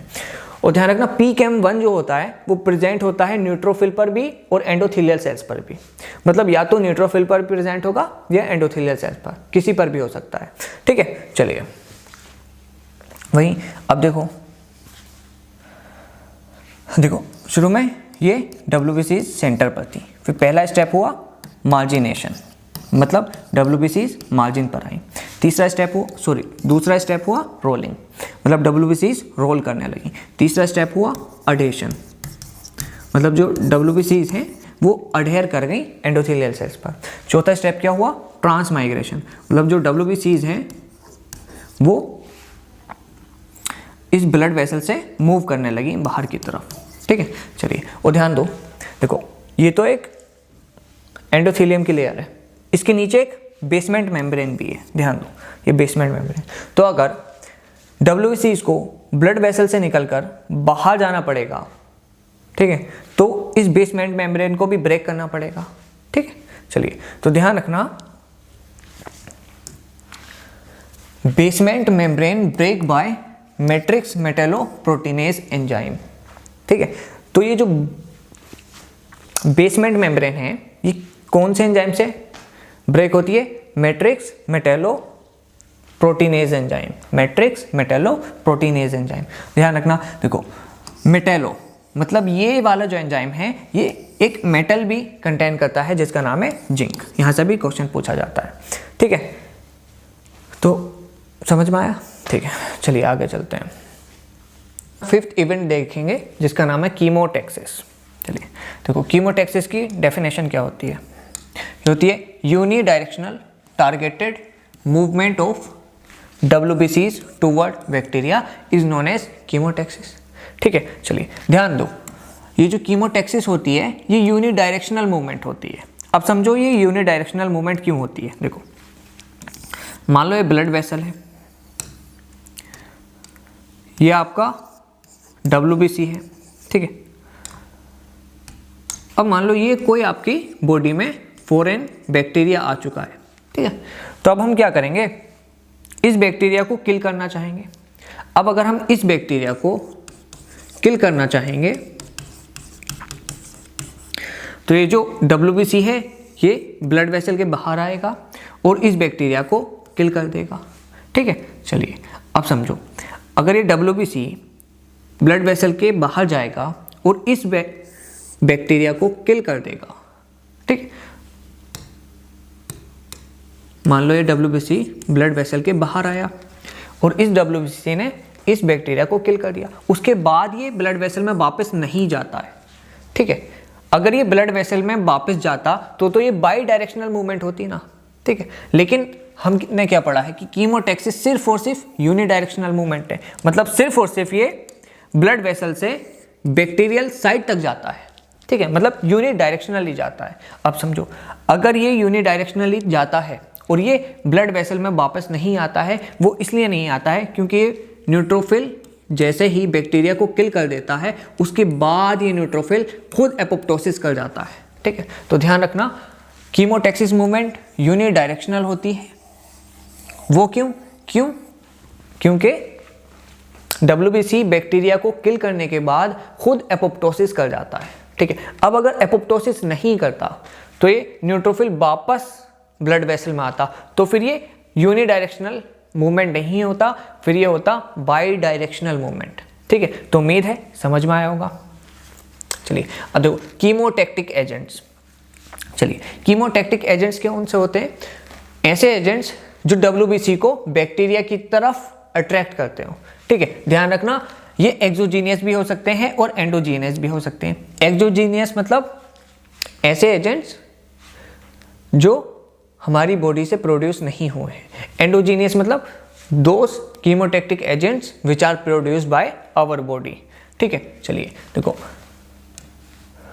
एक्सोजीनियस का एग्जांपल है बैक्टीरियल प्रोडक्ट्स, जबकि एंडोजीनियस का एग्जांपल है LT मतलब ल्यूकोट्राइन्स B4, ठीक है। Interleukin 8 complement proteins. Complement proteins कौन कौन से? C5a, C3a, C4a, ठीक है। ध्यान रखना, मोस्ट या maximum chemotactic activity present in C5a and least chemotactic activity present in C4a, ठीक है, एमंग्स कॉम्प्लीमेंट प्रोटीन्स, ठीक है। तो इसका ऑर्डर ये है C5a, C3a, C4a। चलिए अब देखो, लाइफ इंश्योरेंस कॉरपोरेशन, ये ट्रिक हो गई आपकी LIC, ठीक है। LIC की फुल फॉर्म क्या होती है? लाइफ इंश्योरेंस कॉरपोरेशन, ठीक है। चलिए तो ये टेबल आपको आना चाहिए। चलिए अब समझो अभी तक हमने क्या क्या पढ़ा। देखो शुरू में WBC सेंटर पर घूम रही थी, फिर इसका पहला स्टेप हुआ मार्जिनेशन, ठीक है। फिर ये रोल करने लगी तो इसको हमने कहा रोलिंग। उसके बाद ये एंडोथेलियम सेल्स पर अडहेर कर गई तो इसको आपने नाम दिया अडहेशन, ठीक है। ये हो गया थर्ड स्टेप। उसके बाद ये इस ब्लड वेसल के बाहर आ गई तो इसको आपने नाम दिया ट्रांसमाइग्रेशन मतलब डायपेडेसिस। उसके बाद क्या हुआ? उसके बाद बैक्टीरिया की तरफ ये अट्रैक्ट होने लगी तो इसको हमने नाम दिया कीमोटैक्सिस, ठीक है। चलिए तो ये 5 इवेंट हो गए। अब हम देखेंगे अपना 6th स्टेप जिसका नाम है ऑप्सोनाइजेशन। चलिए देखो, बैक्टीरिया कवरिंग विथ ऑप्सोनेंस। देखो ये बैक्टीरिया है तो इस बैक्टीरिया पर आप कुछ ऐसे सब्सटेंसेस डालोगे जो सब्सटेंसेस एनहेंस करेंगे फेगोसाइटोसिस को, मतलब ये सब्सटेंसेस बैक्टीरिया को मोर टेस्टियर बनाएंगे ताकि ये जो WBC है इसको आराम से एंगल्फ कर सके। ठीक है, चलिए, तो बैक्टीरिया कवरिंग विथ ओप्सोनिन्स, ठीक है, to make bacteria more tastier. ठीक है, चलिए, नॉट मैंडेटरी, मतलब ऐसा जरूरी नहीं है कि आप ओप्सोनाइजेशन करें ही तभी फेगोसाइटोसिस होगा, नहीं, अगर आप ओप्सोनाइजेशन नहीं करोगे तो भी बैक्टीरिया किल हो जाएगा। लेकिन फर्क ये है, अगर आपने ओप्सोनाइजेशन किया मतलब आपने बैक्टीरिया को अटैच किए ओप्सोनिन, तो जो बैक्टीरिया है वो किल बहुत जल्दी हो जाएगा, मतलब बैक्टीरिया को WBC जल्दी से ईट कर लेगा।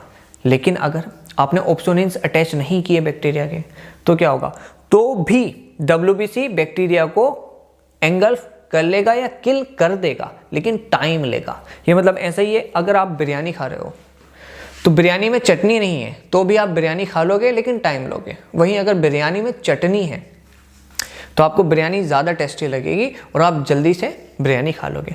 ये कॉन्सेप्ट भी बस ऐसा ही है। ठीक है, चलिए, अब देखो ये एनहेंस करता है फेगोसाइटोसिस को। ठीक है, चलिए, अब 7th स्टेप देखते हैं, उससे पहले ओप्सोनिन्स देख लेते हैं।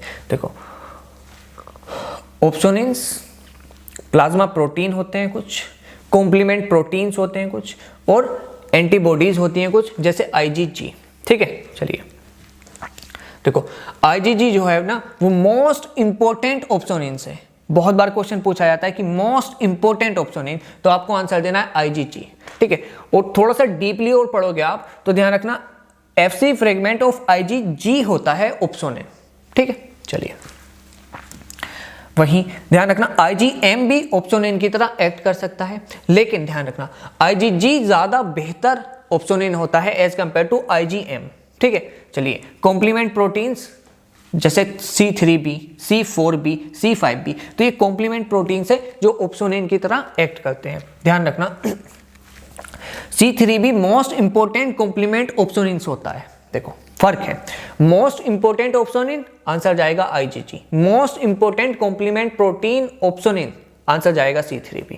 ठीक है, चलिए, वही प्लाज्मा प्रोटीन जो फाइब्रिनोजन होता है वो भी ओप्सोनिन की तरह एक्ट कर सकता है। ठीक है, चलिए, वहीं देखो 7th स्टेप आपका फेगोसाइटोसिस। देखो ट्रिक कंप्लीट हो गई आपकी। ट्रिक क्या थी, माई रेट कोप। ठीक है, देखो M से था मार्जिनेशन हो गया, Y से कुछ नहीं था, R से था rolling, adhesion, transmigration, chemotaxis, opsonization, phagocytosis, E से कुछ नहीं था। ठीक है, चलिए, देखो ध्यान रखना फेगोसाइटोसिस में 3 स्टेप होते हैं। पहला रिकॉग्निशन एंड अटैचमेंट, दूसरा एंगल्फमेंट, तीसरा किलिंग। देखो मान लो ये न्यूट्रोफिल है, ठीक है, और ये आपका बैक्टीरिया है। ठीक है, तो देखो इस न्यूट्रोफिल को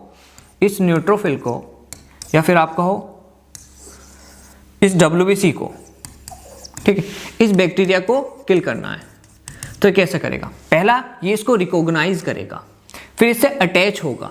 पहला रिकॉग्नाइज करेगा कि हाँ भाई ये बैक्टीरिया है, मुझे इसको ही फेगोसाइट करना है, मतलब एंगल्फ करना है। पहले इसने रिकॉग्नाइज किया, फिर इसने अटैचमेंट किया, किससे, बैक्टीरिया से। ठीक है, उसके बाद क्या हुआ, इस न्यूट्रोफिल ने या इस WBC ने बैक्टीरिया को एंगल्फ कर लिया अपने अंदर, उसके बाद ये किलिंग करेगा। ठीक है, तो ये तो सिर्फ ओवरव्यू था फेगोसाइटोसिस का। नेक्स्ट लेक्चर हमारा पूरा फेगोसाइटोसिस के ऊपर होगा, जिसमें हम डीपली बात करेंगे इसके ऊपर। ठीक है, चलिए अब कुछ क्वेश्चंस कर लेते हैं। उससे पहले ये देख लीजिए लिस्ट ऑफ CD मार्कर। देखो जितने भी CD मार्कर होते हैं वहां से बहुत सारे क्वेश्चंस आते हैं, इसलिए जितने भी हमने अभी तक CD मार्कर पढ़ लिए हैं वो मैंने कंपाइल कर दिए हैं। देखो एपोप्टोसिस का CD मार्कर होता है CD95, एंडोथेलियल सेल्स का CD मार्कर होता है CD34, PKM1 का CD मार्कर होता है CD31, β2 इंटीग्रिन का CD मार्कर होता है CD11 या CD18, वहीं सेलेक्टिन का CD मार्कर होता है CD62। ठीक है, चलिए, तो ये आपके याद होने ही चाहिए, यहाँ से भर भर कर क्वेश्चन आते हैं। चलिए देखो क्वेश्चन देख लेते हैं, विच of the following helps in rolling. चलिए कौन हेल्प करता है रोलिंग में, चलिए देखो β1 इंटीग्रिन और β2 इंटीग्रिन। ध्यान रखना जो इंटीग्रिन होते हैं वो एडहेशन में हेल्प करते हैं। ठीक है, तो इंटीग्रेंट जो होते हैं वो एडिशन में हेल्प करते हैं। वी कैम आई कैम भी एडिशन में हेल्प करता है, तो आपका आंसर हो जाएगा सेलेक्टिन। सेलेक्टिन रोलिंग में हेल्प करता है। चलिए देखो P selectin present in on.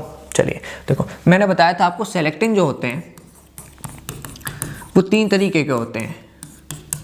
एक होता है ई सेलेक्टिन, एक होता है पी सेलेक्टिन, एक होता है एल सेलेक्टिन। ई सेलेक्टिन प्रेजेंट होता है एंडोथीलियम पर, पी सेलेक्टिन प्रेजेंट होता है प्लेटिलेट पर और एंडोथीलियम पर, जबकि एल सेलेक्टिन प्रेजेंट होता है ल्यूकोसाइट पर। ठीक है, चलिए तो यहाँ से देख लीजिए पी सेलेक्टिन पूछा है ना, तो ये प्लेटिलेट पर भी प्रेजेंट होगा, एंडोथीलियम पर भी प्रेजेंट होगा, ल्यूकोसाइट पर प्रेजेंट नहीं होगा, तो आंसर हो जाएगा both 1 and 2। Beta 2 integrin also known as. चलिए देखो जो आपके इंटीग्रिन थे वो 2 तरीके के होते हैं ना, एक होता है बीटा 1 और एक होता है बीटा 2। ठीक है, चलिए तो अब बीटा 2 इंटीग्रिन का CD मार्कर पूछा है आपसे। चलिए देखो CD95 ये अपोप्टोसिस का CD मार्कर होता है, तो ये आंसर नहीं होगा। CD62 ये सेलेक्टिन का CD मार्कर होता है, तो ये भी आंसर नहीं होगा। CD31 ये होता है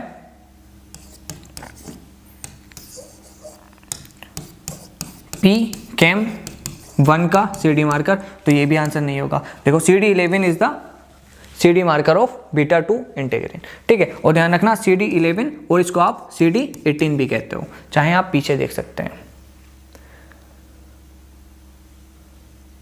देखो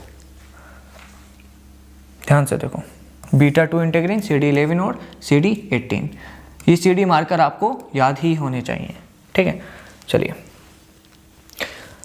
और नेक्स्ट क्वेश्चन देखते हैं। देखो मैट्रिक्स मेटेलोप्रोटीनेज एंजाइम ब्रेक। चलिए क्या WBC को ब्रेक करता? नहीं। एंडोथीलियम को? नहीं। RBCs को? नहीं। आंसर है बेसमेंट मेम्ब्रेन को। ठीक है, और ये हेल्प किस में करता है? ट्रांसमाइग्रेशन में। ठीक है, चलिए अब देखो most important opsonization molecule IgM नहीं, C3b नहीं, फाइब्रिनोजन नहीं, IgG। ठीक है, और अगर क्वेश्चन ये होता most important complement protein opsonin, तो आंसर जाता C3b। ठीक है, लेक्चर में हम देखेंगे फेगोसाइटोसिस। चलिए देखो फेगोसाइटोसिस के 3 स्टेप्स होते हैं। पहला रिकॉग्निशन एंड अटैचमेंट, दूसरा एनगल्फमेंट, तीसरा किलिंग। मतलब मान लो ये WBC है, ये आपका बैक्टीरिया है। ठीक है, ये WBC है। तो पहली चीज़ WBC क्या करेगी? इस बैक्टीरिया को रिकॉग्नाइज करेगी कि हाँ भाई हमें इस बैक्टीरिया को ही एंगल्फ करना है। फिर उसके बाद अटैचमेंट करेगी WBC इस बैक्टीरिया के। ठीक है, फिर उसके बाद क्या करेगी? इस बैक्टीरिया को एंगल्फ कर लेगी, मतलब अपने अंदर एंगल्फ कर लेगी। ठीक है, मान लो ये बैक्टीरिया WBC के अंदर आ जाएगा। फिर एंगल्फ करने के बाद किलिंग करना चालू करेगी। ठीक है, तो रिकॉग्नाइज करेगी, अटैच करेगी, फिर एंगल्फ करेगी, किलिंग करेगी। ठीक है, चलिए अब देखो रिकॉग्निशन एंड अटैचमेंट देख लेते हैं। ठीक है, देखो ये WBC है, ये बैक्टीरिया है। ठीक है, तो देखो बैक्टीरिया के लिए WBC पर कई सारे रिसेप्टर होते हैं। देखो एक होते हैं रिसेप्टर फॉर IgG। ठीक है, अब मान लो बैक्टीरिया पर आपने IgG एंटीबॉडीज अटैच कर दी, मतलब ऑप्सोनाइजेशन कर दिया बैक्टीरिया का। ठीक है, तो इस बैक्टीरिया को WBCs पहचानेंगे रिसेप्टर IgG रिसेप्टर के जरिए।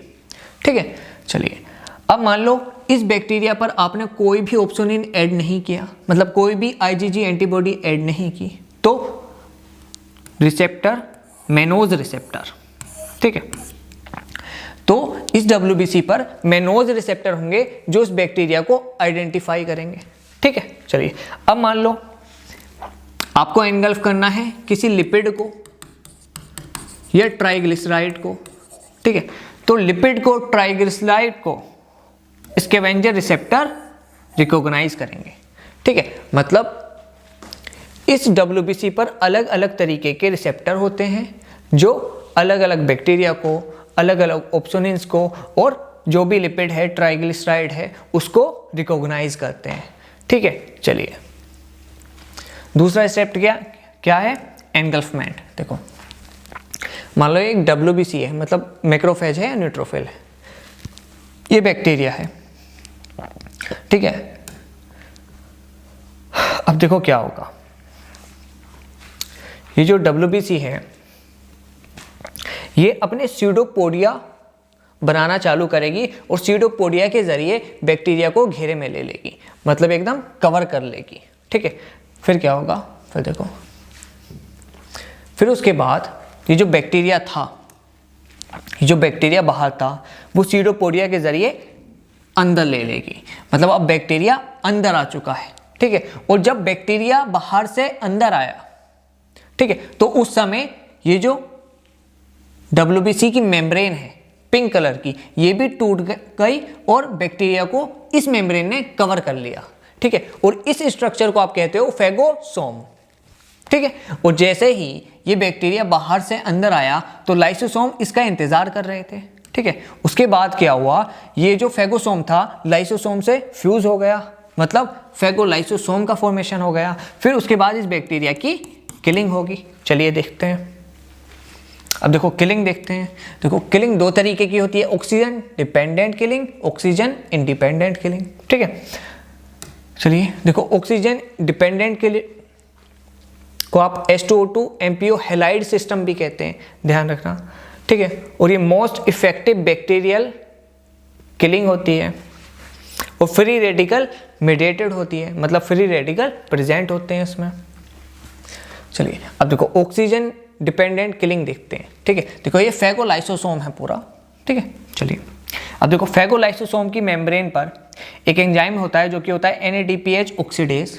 अभी NADPH ऑक्सीडेज क्या करता है, ऑक्सीजन को कन्वर्ट करता है सुपर ऑक्साइड फ्री रेडिकल में, फिर सुपर ऑक्साइड फ्री रेडिकल को सुपर ऑक्साइड डिसम्यूटेज कन्वर्ट करता है H2O2 में, फिर H2O2 को माइलोपरोक्सीडेज मतलब MPO in the presence of halide convert करता है HOCl में। ठीक है, देखो ऑक्सीजन डिपेंडेंट किलिंग को आप H2O2 MPO हैलाइड सिस्टम इसलिए कह रहे हो क्योंकि इसमें H2O2 का MPO मतलब माइलोपरोक्सीडेज का और हैलाइड का रोल होता है। ठीक है, चलिए फिर बना HOCl। फिर HOCl क्या करेगा, इस बैक्टीरिया को किल कर देगा। समझ में आया? ठीक है, चलिए तो एक तो हो गया पाथवे, ये दूसरा पाथवे हो गया ये। देखो आर्जिनिन से nitric oxide synthase nitric oxide बनाएगा, फिर नाइट्रिक ऑक्साइड पर सुपर ऑक्साइड डिसम्यूटेज एक्ट करेगा, फिर super oxide dismutase nitric oxide को कन्वर्ट कर देगा परऑक्सीनाइट्राइट में। और आपको पता है परऑक्सीनाइट्राइट डेंजर फ्री रेडिकल होता है और ये फिर किल कर देगा आपके बैक्टीरिया को। ठीक है, तो ये दो पाथवे हैं ऑक्सीजन डिपेंडेंट किलिंग के जो आपसे आने चाहिए। ठीक है, चलिए आगे चलते हैं। अब देखो ऑक्सीजन इंडिपेंडेंट किलिंग में लाइसोजाइम होते हैं, लैक्टोफेरिन होते हैं, मेजर बेसिक प्रोटीन्स होते हैं, डिफेंसिन होते हैं, कैथीलाइसिडिन होते हैं जो ऑक्सीजन इंडिपेंडेंट किलिंग करते हैं, मतलब बैक्टीरिया को किल करते हैं in the absence of oxygen. ठीक है, और ध्यान रखना मेजर बेसिक प्रोटीन्स जो हैं वो प्रेजेंट होते हैं ग्रेन्यूल्स ऑफ यूजिनोफिल। ठीक है, तो ये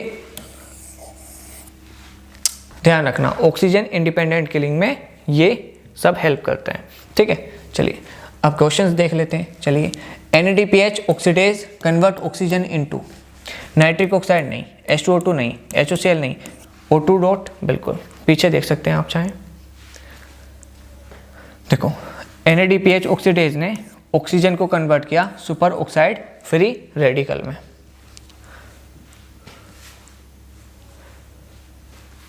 चलिए अब देखो most effective bacterial killing, oxygen dependent killing बिल्कुल, ऑक्सीजन इंडिपेंडेंट किलिंग नहीं, H2O2 MPO हैलाइड सिस्टम बिल्कुल। देखो ऑक्सीजन डिपेंडेंट किलिंग को ही तो H2O2 MPO हैलाइड सिस्टम कहते हैं, तो आंसर हो जाएगा बोथ फर्स्ट एंड थर्ड। अब देखो major basic proteins present in granules of neutrophil नहीं, ग्रेन्यूल्स ऑफ मोनोसाइट्स नहीं, ग्रेन्यूल्स ऑफ बेसोफिल नहीं, ग्रेन्यूल्स ऑफ इजोनोफिल बिल्कुल, तो फोर्थ आंसर हो जाएगा। अब देखो which of the following is not chemotactic agent. असल में ये क्वेश्चन पिछले लेक्चर से उठाया है। ठीक है, क्योंकि इस वाले लेक्चर में बहुत ज़्यादा क्वेश्चन नहीं बन रहे थे। ठीक है, चलिए, तो इनमें से कौन सा कीमोटैक्टिक एजेंट नहीं है वो बताना है। देखो ल्यूकोट्राइन B4 होता है तो ये आंसर नहीं होगा, इंटरल्यूकिनेट होता है तो ये भी आंसर नहीं होगा, बैक्टीरियल प्रोडक्ट्स होते हैं तो ये भी आंसर नहीं होगा, आंसर होगा IgG। ध्यान रखना IgG जो है वो कीमोटैक्टिक एजेंट नहीं है, जबकि ये एक ऑप्सोनिन है। ठीक है, देखो कीमोटैक्टिक एजेंट एक्सोजीनियस होते हैं, एक्सोजीनियस के एग्जाम्पल है बैक्टीरियल प्रोडक्ट्स। ठीक है, और एंडोजीनियस होते हैं, एंडोजीनियस के एग्जाम्पल है LIC। एल से ल्यूकोट्राइन B4, इंटरल्यूकिन 8 और कॉम्प्लीमेंट प्रोटीन्स। ठीक है, ध्यान रखना कॉम्प्लीमेंट प्रोटीन्स। चलिए अब लास्ट क्वेश्चन देखते हैं, विच of the following is not opsonin. चलिए देखो IgG तो एक ऑप्सोनिन है तो ये भी आंसर नहीं होगा, IgM भी ऑप्सोनिन है ये भी आंसर नहीं होगा, फाइब्रिनोजेन भी एक ऑप्सोनिन है तो ये भी आंसर नहीं होगा, आंसर होगा ल्यूकोट्राइन B4। देखो पीछे ल्यूकोट्राइन B4 जो है वो एक कीमोटैक्टिक एजेंट है। ठीक है, तो आज का लेक्चर होता है समाप्त। उम्मीद है समझ में आया होगा। Thank you.